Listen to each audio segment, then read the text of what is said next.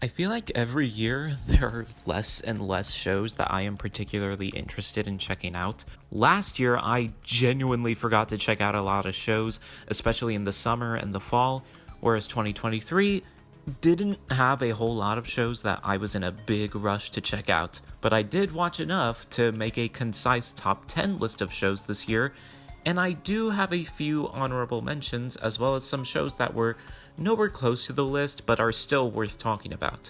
I feel like Murder Drones has a pattern of having the first 5 minutes of each episode being really hard to follow, while the rest of the runtime is straight up amazing. Otherwise, the show overall is still fantastic, with incredible animation and genuinely interesting lore. I've been following Kirby Guardian for a long while, and it was surprising that we got 2 episodes this year. They're both wonderfully animated and adorable as all heck, and seriously, fanfic Adeline is one of the best mothers of animation, you guys. The only Star Wars Visions episode that I was in a big hurry to watch was Cartoon Saloon's entry, Screecher's Reach. Still, that short alone is one of the best things of 2023, and it doesn't change the fact that, as a concept, Visions is great. BFDIA is finally back after 10 years. There's still signs of the modern suckiness though. Despite Unicorn Warriors Eternal being objectively good but not great and nowhere near the list, I am glad that it exists and that it semi-justifies Transylvania 4. I'm looking forward to a second season. Buddy Daddies was really cute, and I know people have their qualms with Helluva Boss's second season, and I do too, but I really liked it a lot. And the more recent episodes are some of my favorites. To be honest, this probably would have made the list if it wasn't for the number 10 show.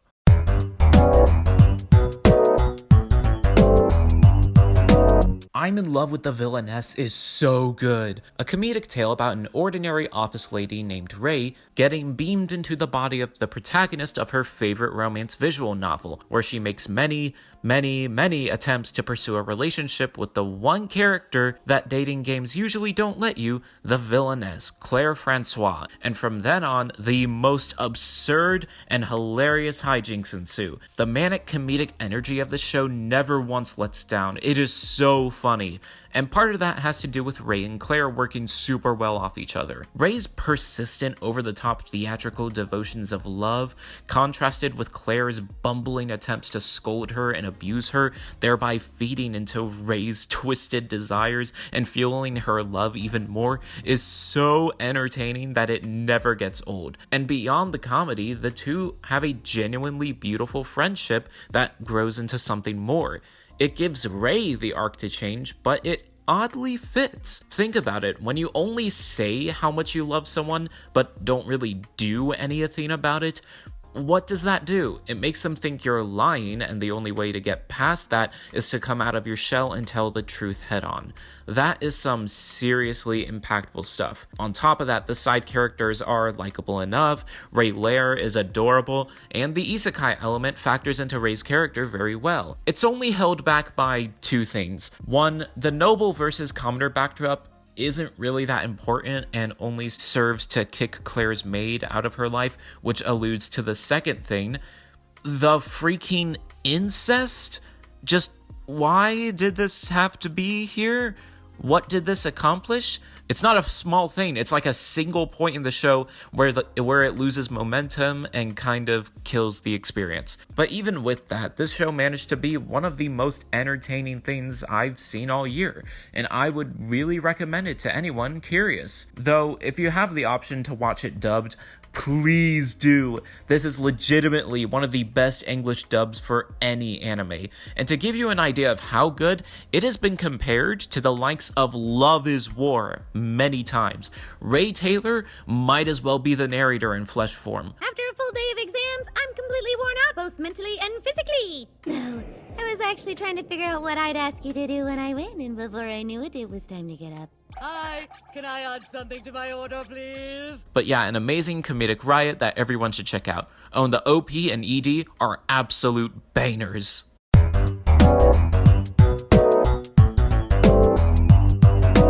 Fionna and Cake is probably my favorite Adventure Time thing, period, and most of that has to do with Simon's character arc. Arguably the most iconic and essential lore of the franchise is finally given a satisfying conclusion in this multiversal adventure. We see how Simon struggles to move on from his life with Betty, and every step he takes to break free of the mental stress and accept that their love wasn't perfect and that he should live his life healthily is awe-inspiring. Similarly, Fiona's grapple with reality is also compelling to watch, and I love the meta question of whether these fanfic characters are considered canon to the timeline or not. Not all of it is perfect though, like the final 2 episodes are kinda whatever, and Cake as a character is honestly kind of boring, but other than that I love this show, and I'm oddly curious about what the follow-up will look like.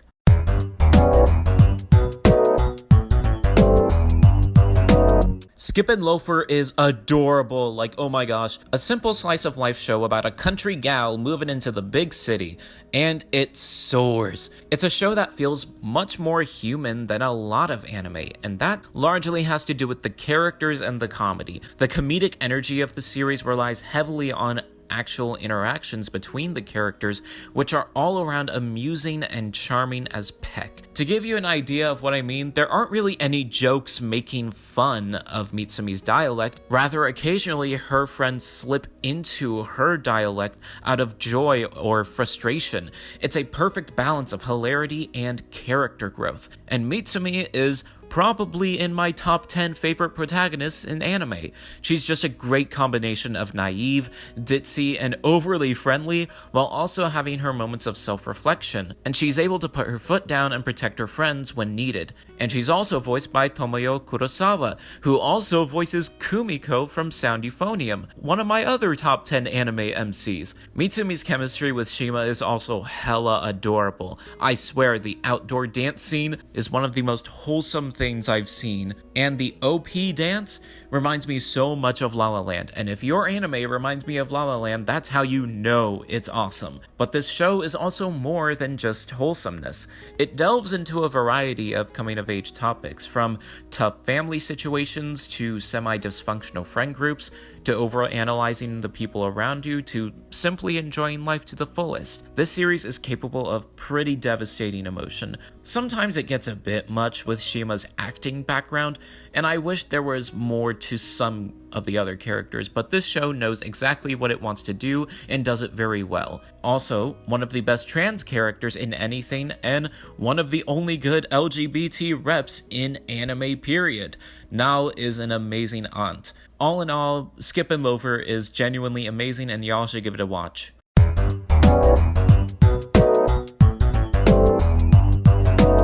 I have sung my praises for The Ghost of Molly McGee for the past 3 years. It is, without a doubt, one of the best Disney things of the decade so far, and I imagine it'll keep being one of the best. There's just something so entertaining about the escapades of Molly and Scratch, the wacky stuff they get into, while also retaining a level of wild optimism. And it still reigns strong in this second season, where we're introduced to a new family of equally entertaining characters, except they're ghost hunters, and everything that comes with that follows. The animation, the comedy, and the songs especially still reign supreme. Some of my favorite episodes so far include the dentist episode, It's Always Sunny in Sunnyland, and any episode with Andrea. She's just the best. Sure, some episodes are hit or miss, and Ollie's a lot. Not necessarily because of his writing, but because his voice is so anime dub. Like, think of that one Roblox Deku meme, and that's basically Ollie's voice. You know what? Cover. We're done. We're not done. Daddy isn't done speaking. You will come back here. But I am looking forward to more Molly McGee. This is one of my favorites of all time.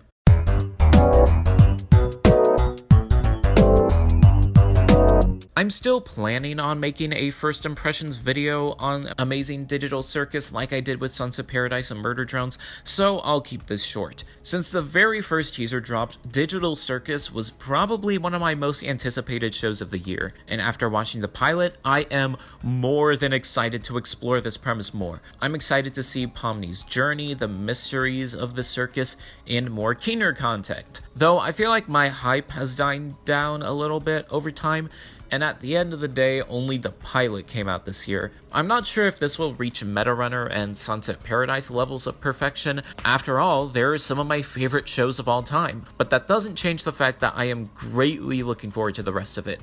and Gaslight District too.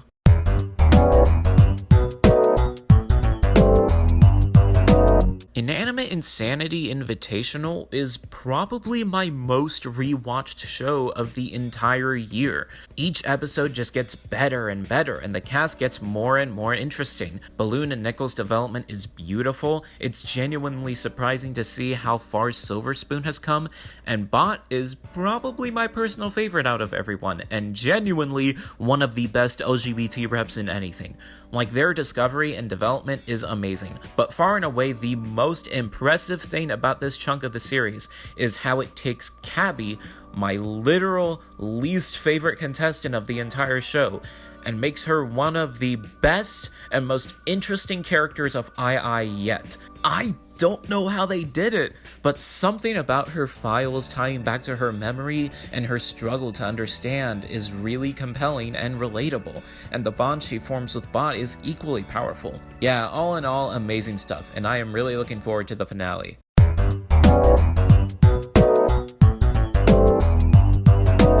The second season of Spy X Family is bangin' awesome. Last year I was captivated by the first 13 or 14 episodes, but the second half of season 1 kind of dwindled a bit, and it didn't really help that I already knew what was coming and I was just waiting for the cruise ship arc at this point. But season 2 is easily the better chunk of episodes. The animation, the visuals, and the action all pop off. The OP and ED are easily the best of the show, and probably this year. The season began with the best non-story arc chapter of the manga, finally, and then we have the cruise ship arc.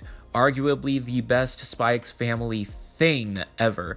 I've said it before that Yor is the best character, and she easily gets her time to shine with her dedication to her family life and her badass action sequences. And Anya and Lloyd get their times to shine too. All in all, I'm just so happy this show exists. I will praise it to no end.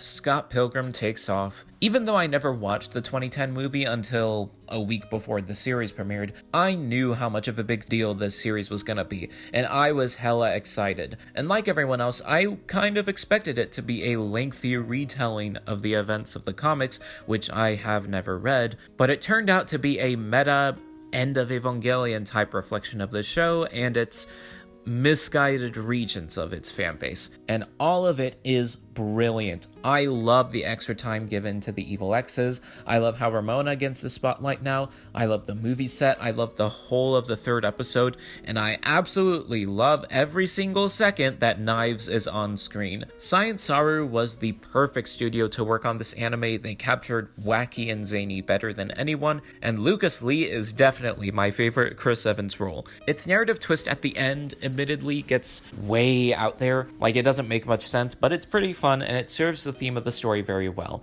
If you want more thoughts, I don't know, watch someone else's video on the show. I've basically said everything I could say that probably hasn't already been said. And if you haven't watched the show, watch the show. The movie first, though.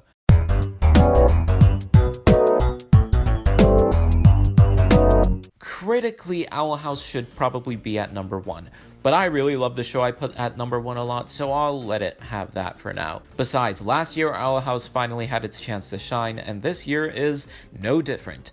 I will say, while I think the series finale is an absolute masterpiece, the penultimate episode, while amazing in its own right, just isn't quite up to par and is part of the reason why I didn't put Owl House in number 1. Still, these last 2 episodes are nothing short of great. Luz has come so far as an amazing and powerful main character, pushing through her struggles and finally growing confidence in herself. Bellows is a terrifying main villain, and I'm glad he's able to maintain his threatening presence all throughout. The action is top-notch as well as the animation, and the final battle is epic all around. It does make me sad that we never got to see Dana's full vision of what the intended third season would look like, but I'm just really happy this show exists. Overall, this is my favorite non-anime series of all time. But if we only take these 2 episodes this year into account, I think there's one show that is just a little bit better.